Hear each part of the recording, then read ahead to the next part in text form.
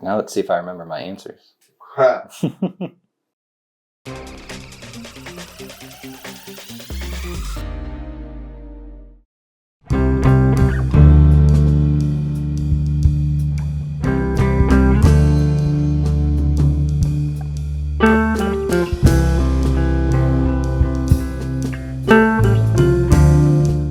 To be honest, it's not as serious as I was expecting it to be. I thought I'd be more like a teacher in the United States. Well, here as a language assistant, you're supposed to make the students engage and make the language fun and make them want to interact with the target language and the materials.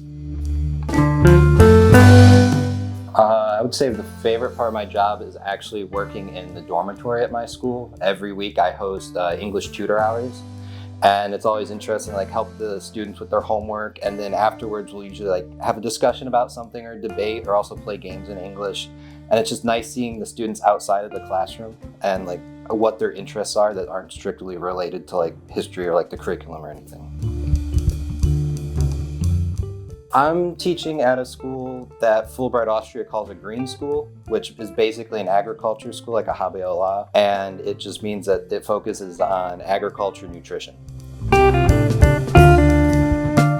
My responsibilities are primarily working with English conversation and comprehension, but I also work in a program called CLIL, which basically means that it's English being taught in classes that's usually in German. So I've taught history classes, cooking classes, tourism, and also nutrition. I actually really enjoy the history and cooking classes. Those are always fun. The biggest difference, I would say, for me is how much they focus on testing, which is really good because the students are motivated to do well on exams, but it also is a detriment to other classes sometimes. I've walked into a class that's usually really engaging, likes to talk, but they're completely dead. They won't talk at all. And I ask them what's wrong. They're like, yeah, we have an exam at the end of the day that we're really stressed about. So I think that's one negative, is they focus maybe too much on the exam, and that distracts them a little bit.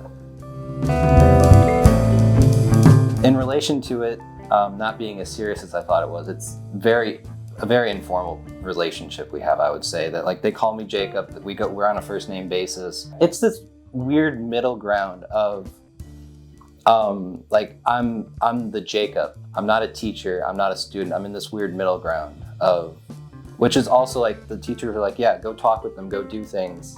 And coming from the American school system, I guess that's another difference, is the American school system's a lot more formal.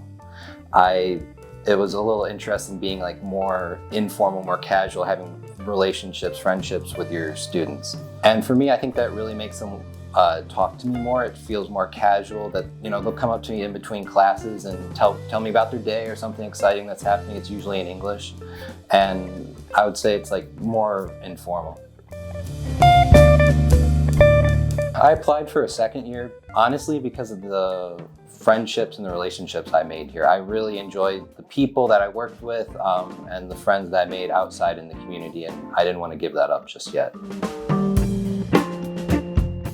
The most rewarding part has definitely been watching my students grow in their language journey, especially since I am a second year and I'm stayed at the same school. I've been able to watch them improve their English now for basically just over a year. And I actually have one group of students, they're seniors this year, that last year they prepped for the B2 English exam from Cambridge.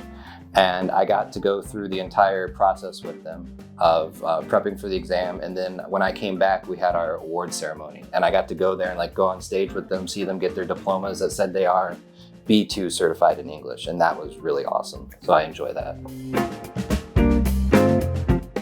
The main way I've actually engaged in a cultural exchange here in Austria has actually been through the Landjugend, because I am at a farming school, which means my students are farm kids and they're involved with their local villages. And the Landjugend is basically the FFA and 4-H combined, where it's this real focus on agriculture, but also they focus a lot on traditional dances, customs, and then traditional dress. So wearing lederhosen and dirndl, and that's something that was really interesting to me.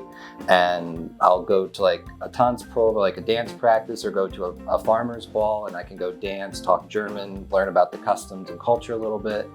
And actually, I have my Matura ball tomorrow, my graduation ball, and it is all in Tracht. Everyone will be wearing lederhosen and dirndl there.